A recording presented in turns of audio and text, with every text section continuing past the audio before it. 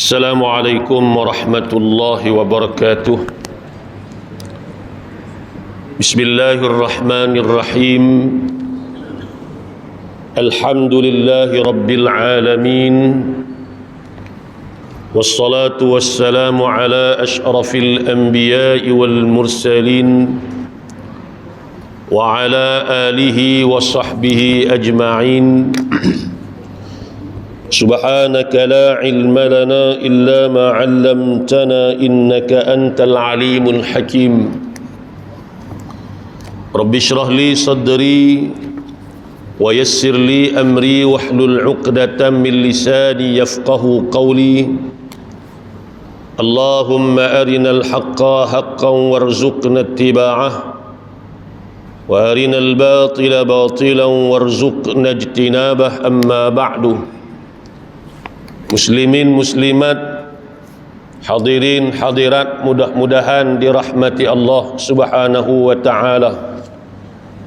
Pertama-tamanya marilah sama-sama kita panjatkan kesyukuran kehadrat Allah Subhanahu wa taala atas limpah kurnia dan keizinan daripada Allah dapat sama-sama kita menghadirkan diri ke rumah Allah pada malam ini untuk sama-sama kita melaksanakan tugas dan juga tanggungjawab kita sebagai hamba kepadanya. Mudah-mudahan kita sentiasa dirahmati dan diberkati oleh Allah Subhanahu wa taala. Tuan-tuan hadirin yang dikasihi sekalian, kita sambung balik bacaan kitab. Kita menggunakan kitab At-Tibyan fi Adabi Hamalatil Quran lil Imam An-Nawawi rahimahullah. Kita sampai pada muka surat yang ke-20 bawah sekali. Masih lagi berada pada tajuk atau bab yang pertama, penghujung bab yang pertama. Qala al-musannifu rahimahullahu ta'ala wa nafa'ana bi'ulumihi fid darain amin. Daripada Ibni Abbas radhiyallahu anhuma, katanya, kata Ibnu Abbas, Rasulullah sallallahu alaihi wasallam bersabda, innal ladzi laysa fi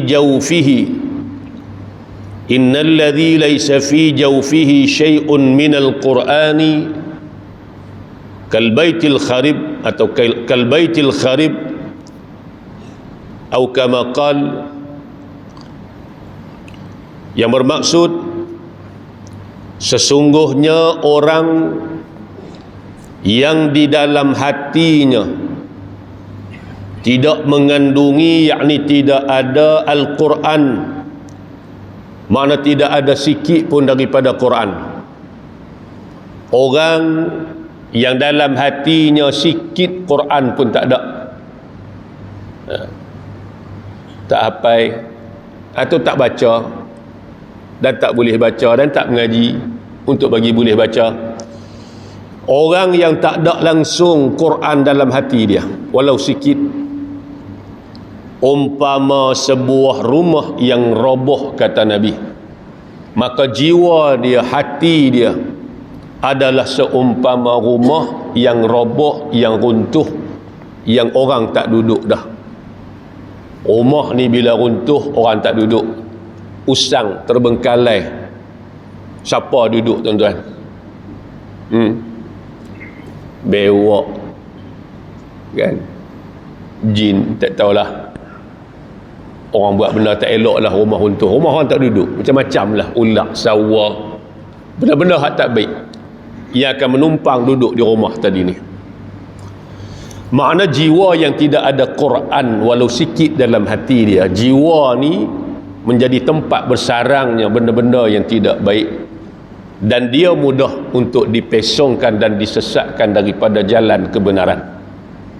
Tapi bila ada Quran, Quran ni jadi petunjuk, hidayah yang akan memandu dia ke arah kebaikan, ke arah jalan Allah Subhanahu wa taala. Sebab tu usaha bagi boleh juga baca Quran ni. Siapa pun boleh, dengan syarat kena mengaji. Tak mesti orang Arab saja, sebab Quran bukan turun untuk orang Arab saja, bahkan Quran untuk turun untuk semua. Dan di antara kelebihan Al-Quran berbanding kitab-kitab yang lain, Allah permudahkan Al-Quran ini untuk dibaca dan dihafaz. Mana dalilnya? Firman Allah dalam suratul Qamar beberapa kali, 3 kali Allah ulang, walaqad yassarnal Qur'ana lidzikr, dan demi sesungguhnya kami permudahkan Al-Quran itu untuk dihafaz, dibaca. Cuma kena mengajilah. Dan nak mengaji Al-Quran ini, kata ulama, 2 jalan, 2 cara.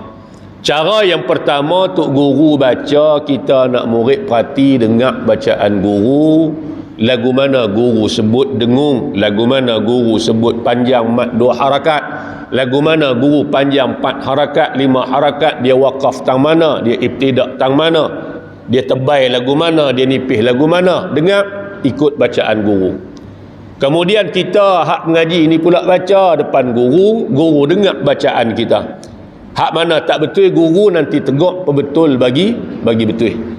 Bila berlaku 2 proses ni, siapa-siapa pun boleh baca Quran dengan baik. Maka usahalah bagi ada dalam hati kita ni Quran.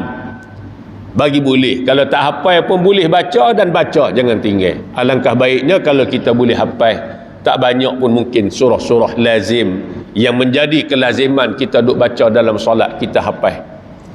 Jadi kata Nabi, orang yang sikit pun Quran tak ada dalam hati dia, jangan kata hafal, baca pun tak boleh baca. Pasal apa? Pasal dia tak mengaji. Maka orang ini umpama rumah yang roboh, yang sudah tentu tidak akan didiami oleh orang-orang yang baik-baik, yang elok-elok, tetapi menjadi tempat kediaman benda-benda atau sesuatu yang tidak baik, yang tidak elok. Terbiar usang, tak ada penghuni. Demikianlah perumpamaan Nabi bawa terhadap orang-orang yang tak ada langsung Quran dalam hati dia. Sebab tu beri pada anak-anak kita, tuan-tuan.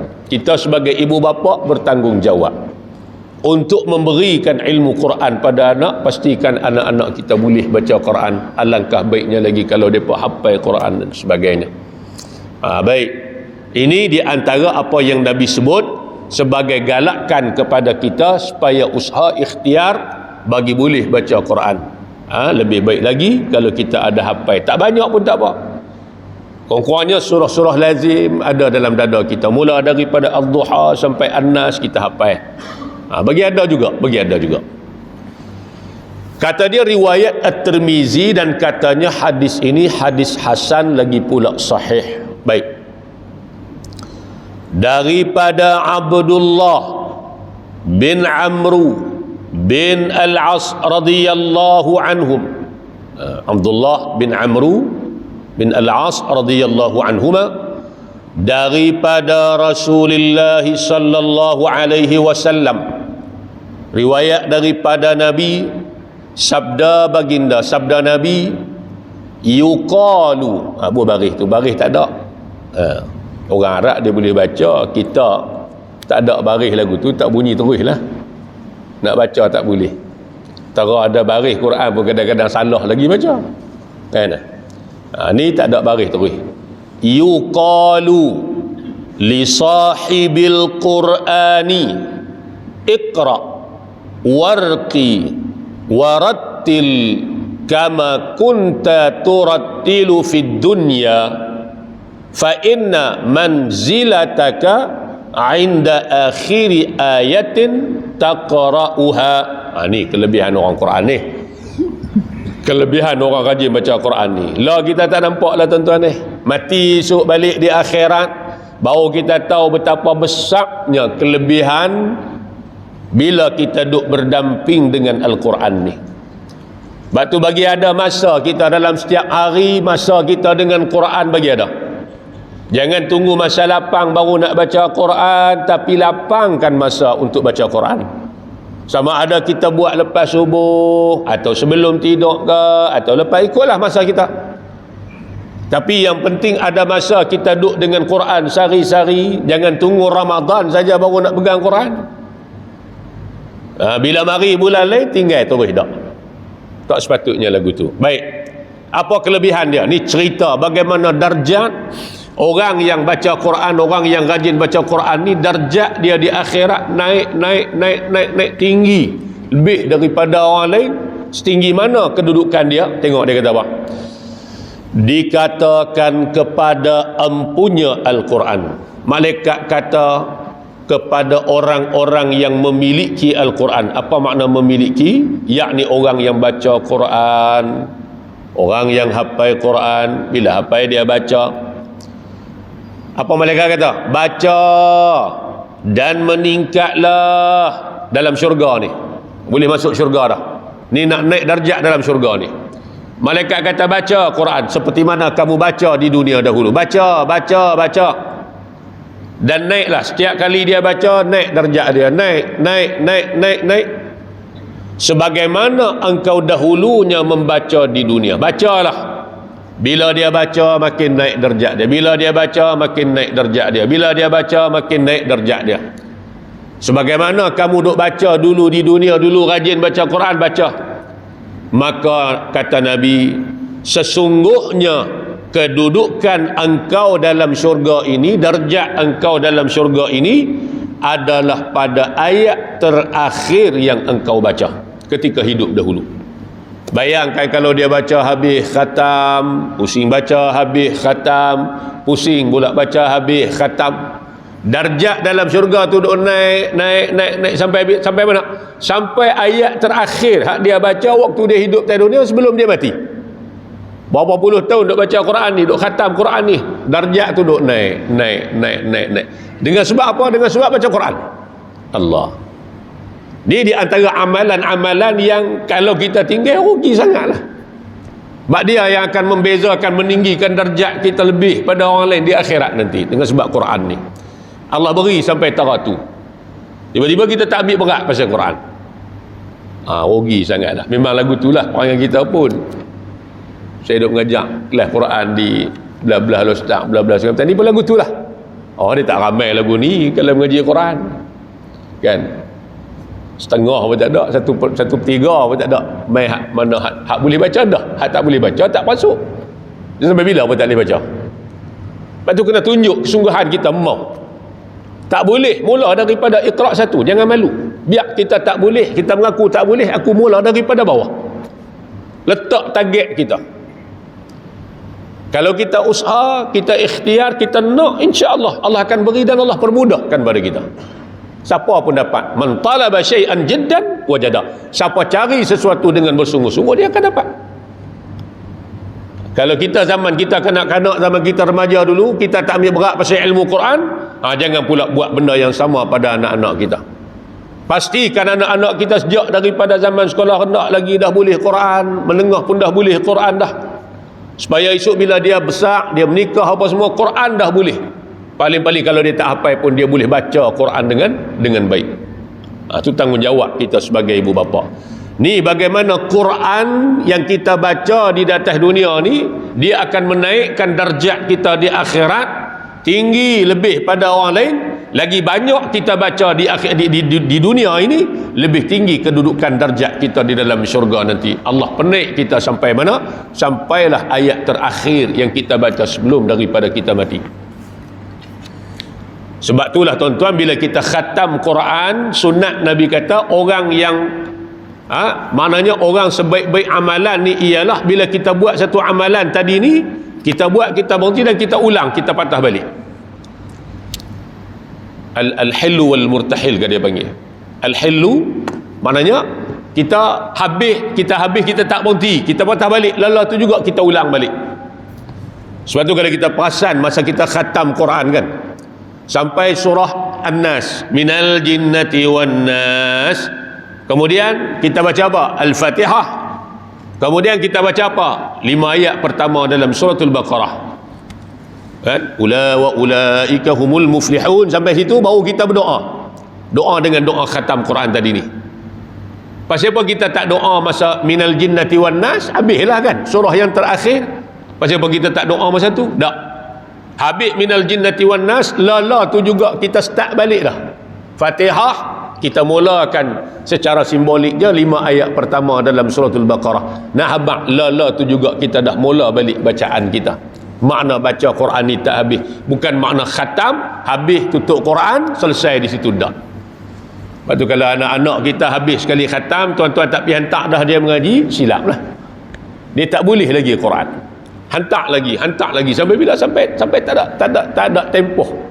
Dia kata Quran ni sampai dia boleh baca sendiri, sampai baik bacaan dia, sampai dia tak perlukan tunjuk ajar pada orang, dia boleh dah. Tu. Maka di sini Quran yang kita baca, lagi banyak kita baca Quran, lagi banyak kita ulang Quran, maka lagi tinggilah kedudukan darjat kita di dalam syurga nanti. Cerita hak ni atas dunia mungkin tak nampak lah, tapi di akhirat nanti hak ni lah yang akan tolong kita. Bahkan Quran yang kita baca ni lah, Nabi kata apa? Dia mari depan Allah, dia kata apa? Mana'tuhun nauma bil laili, kata Quran. Ya Allah, akulah yang menjadi penyebab dia tak cukup tidur pada waktu malam. Kerana duk baca aku, kerana duk mengaji aku, kerana duk tadarus aku, kerana duk mengulang aku. Quran yang kita baca tu mari depan Allah. Ya Allah, Tuhan aku ni dulu atas dunia tak cukup tidur waktu malam kerana duk baca aku. Bulan Ramadan kadang-kadang ada di kalangan kita yang pas tarawih, duduk berimpun ramai-ramai, pukul 11 baru mula, kadang-kadang habis tadarus pukul 12, pukul 1, tidur boleh lewat, balik esok bangkit esok pula, tak cukup tidur sebulan Ramadan. Kerana apa? Kerana Quran. Maka Quran yang kita baca tadi mari depan Allah. Aku atas dunia dulu ni menjadi sebab dia tak cukup tidur.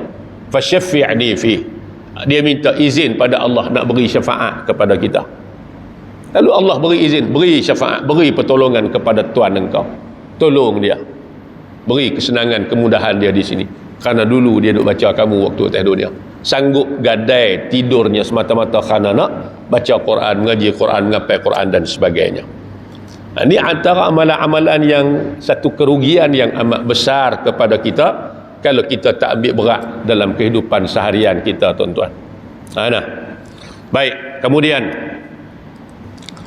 riwayat Abu Daud kata dia, At-Tirmizi dan An-Nasai. At-Tirmizi berkata hadis ini hadis hasan, lagi pula sahih. Baik, itu satu. Banyak dah kita dah baca daripada bulan sudah, cerita tentang kelebihan ahli Al-Quran ni banyak sangat dah. Banyak. Ni pun masih lagi.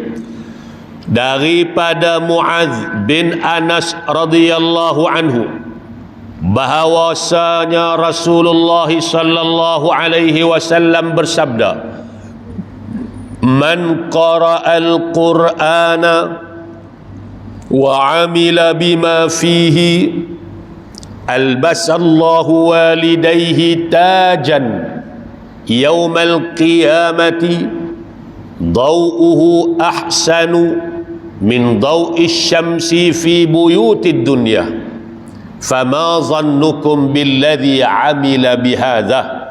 Ini Nabi bawa satu gambaran kepada kita betapa besarnya ganjaran ahlul Quran atau orang yang baca Quran dan beramal dengan isi kandungan Quran. Apa dia Nabi kata?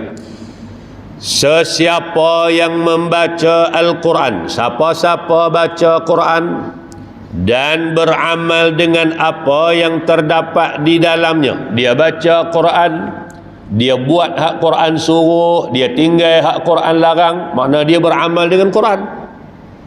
Dia baca Quran, dia faham Quran, dia beramal dengan Quran, Allah akan memakaikan kedua ibu bapaknya satu mahkota pada hari kiamat kelak. Siapa baca Quran, beramal dengan isi kandungan Quran, buat hak Quran suruh, tinggal hak Quran larang, akhirat Allah beri kemuliaan kepada kedua ibu bapa dia. Bukan dia, ibu bapa dia. Allah pakaikan kepada kedua ibu bapaknya satu mahkota. Macam mana kebesaran raja-raja, sultan, mahkota yang diletakkan di kepala, kan? Bila tengok musim hari pertabalan, mahkota suatu benda yang sangat penting. Kita tengok masa pertabalan raja-raja, kan, kemuncak dia apa dia? Letak mahkota. Yang mahkota tu bukan murah harganya, mahal, dengan ditatahkan dengan batu permata dan sebagainya. Itu dunia. Hak ni Allah beri pada mak pak yang anak-anak dia rajin baca Quran, kemudian beramal dengan Quran. Baik. Tahu mana cantik mahkota tadi ni? Cahaya kilauan mahkota tersebut yang dipakaikan kepada kedua ibu bapa itu lebih indah, lebih cantik daripada cahaya matahari yang masuk terhadap rumah-rumah yang ada di dunia ini. Rumah kita besar, tara mana cantik, tara mana, kalau tak masuk cahaya suram, kelam, duduk pun tak semangat, nampak. Bila masuk cahaya matahari, dia suluh, cantik, berseri rumah. Walaupun rumah kampung saja, tapi bila pencahayaan tu cantik, cantik rumah. Jadi cahaya mahkota yang Allah pakaikan kepada kedua ibu bapa tu, Nabi sebut gambaran dia lebih indah daripada cahaya matahari yang menyuluh rumah-rumah kamu ketika di dunia. Mahkota tu untuk siapa? Untuk ibu bapa. Siapa yang baca Quran? Anak-anak. Tapi mak pak yang dapat. Lalu Nabi kata apa? Maka apakah pandangan kamu tentang balasan yang akan diperolehi oleh orang yang membacanya sendiri? Mahkota tadi untuk ibu bapa, yang bacanya anak-anak. Maka Nabi kata, kalau mak pak pun Allah beri kemuliaan sampai teratu, anak-anak lagu mana? Anak-anak hak baca tadi ni dan beramal tadi ni, maka sudah tentulah balasan untuk mereka lebih besar daripada tu. Tara mak pak bukan mak pak baca pun, mak pak dapat tempiah daripada sebab anak baca, anak beramal. Tara tu dah. Anak-anak hak baca lagu mana? Sudah tentulah balasan mereka lebih hebat, lebih besar, lebih indah, lebih cantik daripada tu. Pasal apa bagi kat mak pak ni? Pasal mak pak yang duk ulun hantar dia pergi mengaji, buat keluar duit belanja, korban masa, korban tenaga. Bukan senang hantar anak-anak pergi mengaji Quran ni tuan-tuan ni. Kalau mak pak boleh ajak, dia ajak sendiri. Kadang-kadang dengan kalut sibuk kerja kita tak lupa pasal Quran anak-anak hantar pergi. Kena yuran kita bayar, korban duit, korban tenaga, korban masa, nak bagi boleh, anak bagi boleh Quran. Bahkan hari ini kita tengok, alhamdulillah, sambutan ibu bapa kalau nak bagi anak-anak mengaji menghafal Quran ni cukup. Orang kata hari ni cukup, ramai. Berbeza zaman saya mengaji dulu tahun 97. Saya ingat lagi tahun 97 bila pergi Kelantan nak mengaji, nak ambil 30 orang saja, tu pun tak ramai. Mai ada masa tu 16 orang. Yuran tak kena, bagi pula duit belanja sebulan 200 pun orang tak mau. 16 orang tu pun mengaji, ada yang keluar tengah jalan tinggal, akhirnya tinggal 3-4 orang. Zaman dulu, zaman tahun 97. Cerita dululah.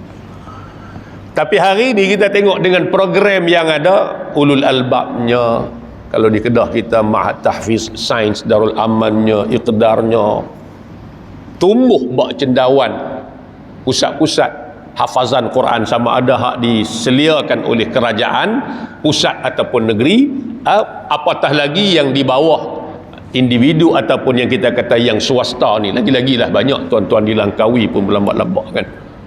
Maknanya apa? Permintaan tu tinggi dan ibu bapa kesedaran tu tinggi. Nak hantar anak-anak ni bagi boleh mengaji Quran, bagi boleh hafal Quran.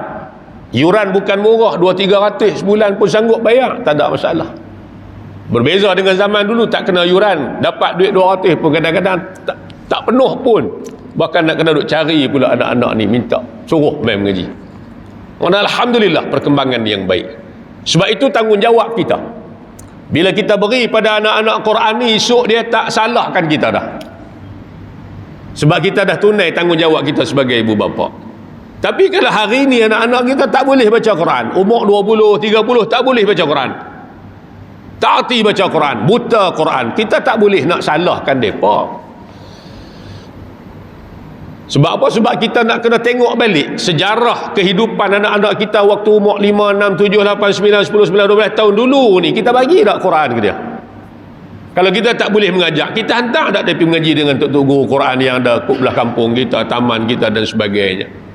Kalau kita buat benda tu, kalau kita hantar dia mengaji dan kita ambil berat pasal pengajian Quran dia, masuk umur 20-30, dia tak akan buta Quran. Dia tak akan buta Quran. Dia boleh Quran. Tapi kalau hari ni dia buta Quran, maknanya kita sebagai ibu bapa gagal memberi ilmu Al-Quran pada anak-anak kita. Sebab itulah Nabi SAW kata apa? Anak-anak bila dia baca Quran, dia beramal dengan Quran, Allah beri kemuliaan juga kepada ibu bapa dia. Dipakaikan mahkota yang mahkota itu cahayanya lebih indah daripada cahaya matahari yang masuk dalam rumah kamu pada siang harinya di dunia. Kalau ibu bapa bukan pak baca, bukan ibu baca, tapi dapat balasan macam tu, anak hak baca, hak beramal lagu mana? Maka Nabi nak isyaratkan, sudah tentulah balasan untuk mereka, kemuliaan untuk mereka adalah lebih besar daripada hak diberikan pada ibu bapa tadi ni. Ni banyak sangat. Kalau kita himpun hadis, Imam Nawawi pun himpun ni banyak lagi nak cerita pasal kelebihan Quran, supaya kita ni mari semangat, mari kesungguhan nak jadikan kita ni dengan Quran ni biar duduk, orang kata apa, tak lekang lah tuan-tuan ni. Tu baik.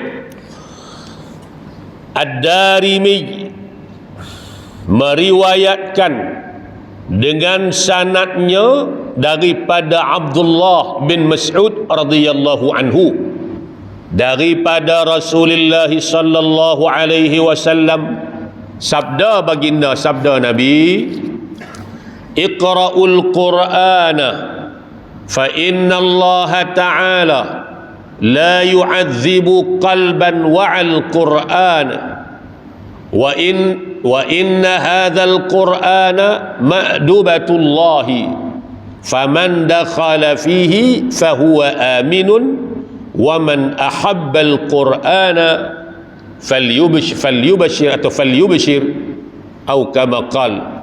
Nabi kata apa? Bacalah Al-Quran. Banyak hadis yang Nabi suruh kita baca Quran. Baca Quran, baca Quran, baca Quran. Banyak hadis Nabi suruh baca Quran. Pasal apa? Sesungguhnya Allah tidak akan mengazab, Allah tidak akan menyiksa hati, mana tuan hati itulah yang menyimpan Al-Quran.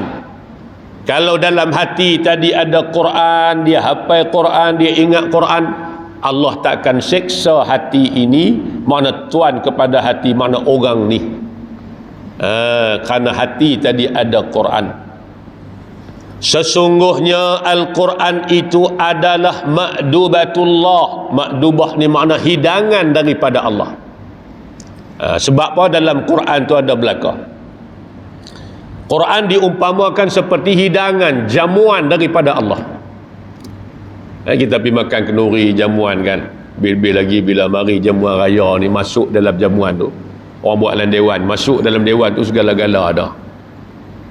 Segala makanan ni, nasi 3-4 jenis, 4-5 jenis, campur mi goreng, kotiau goreng, cakotiau, tu kuih-kuih cucuk-cucuk, buah-buah, ayak lagi, itu es krim pula, macam-macam kan. Bil-bil lagi bila Mesir Raya kan, zaman-zaman dulu sebelum PKP kita tengok.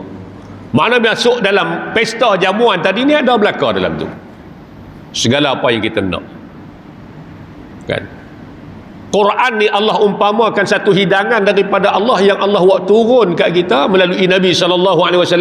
Dalam tu ada belaka Quran ni.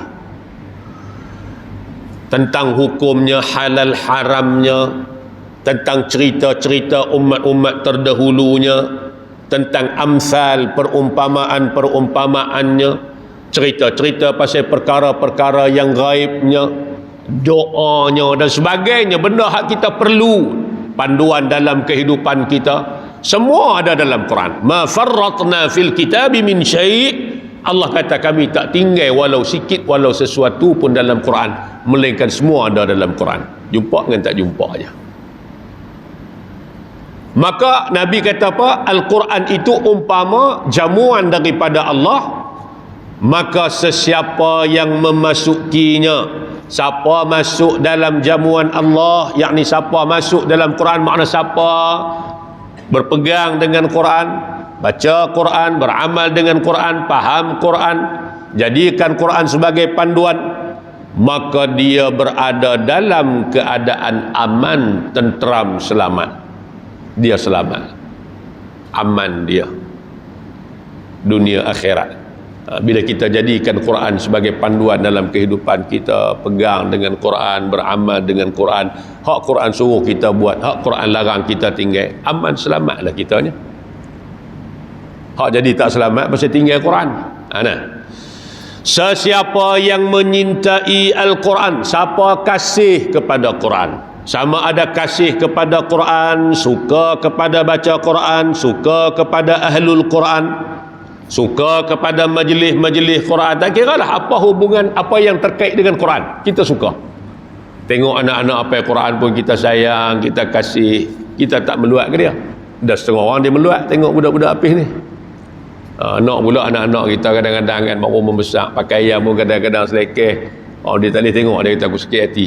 Kalau hak jenis sakit hati itu masalah.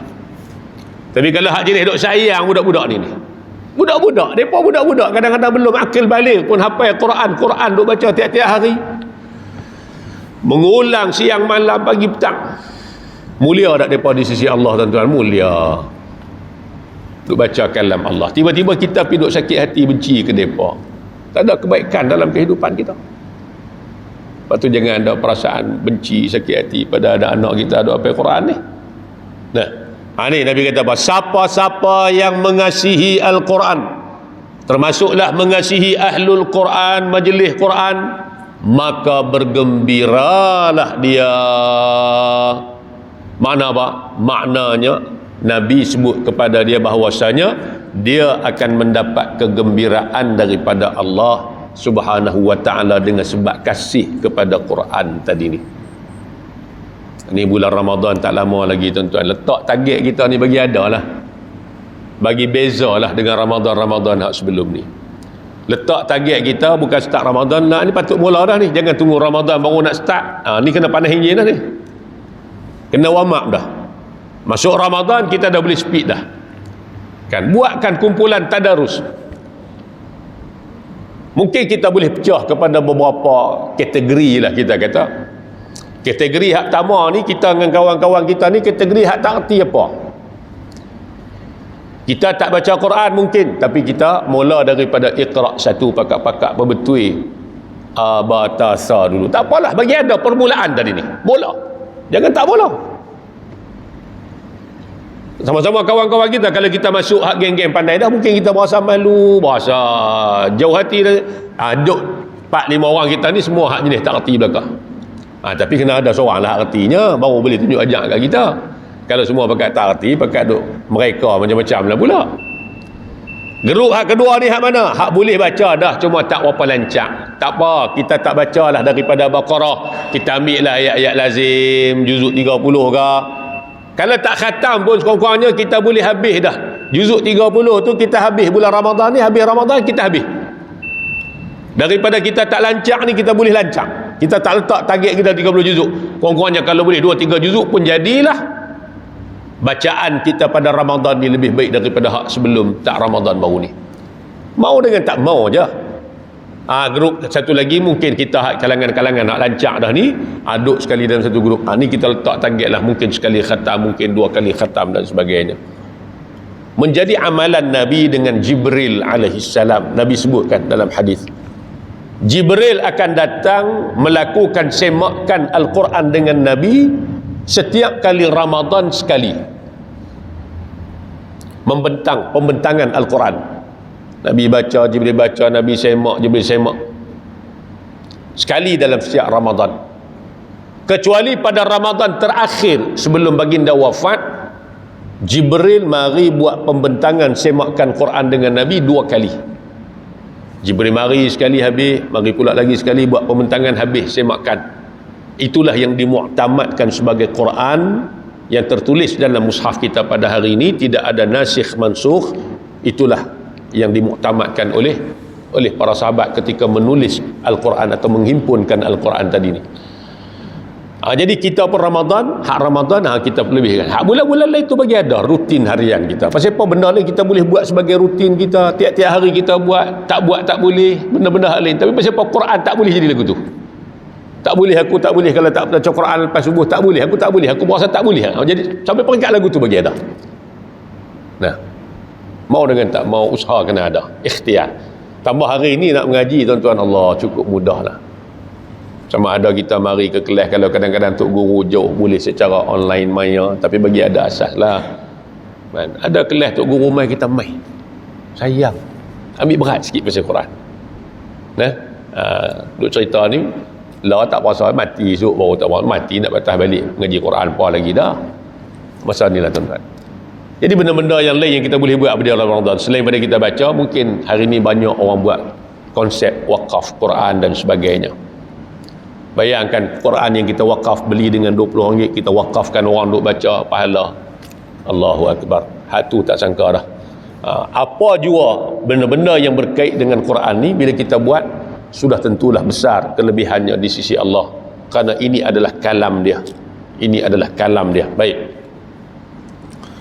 Kemudian kata dia, daripada Al-Humaidi Al-Jamali katanya, aku bertanya kepada Sufyanus Thawri rahimahullah mengenai lelaki yang lebih dikasihinya. Al-Humaidi Al-Jamali berkata, aku tanya kepada Sufyanus Thawri rahimahullah, satu tokoh besar dalam Islam.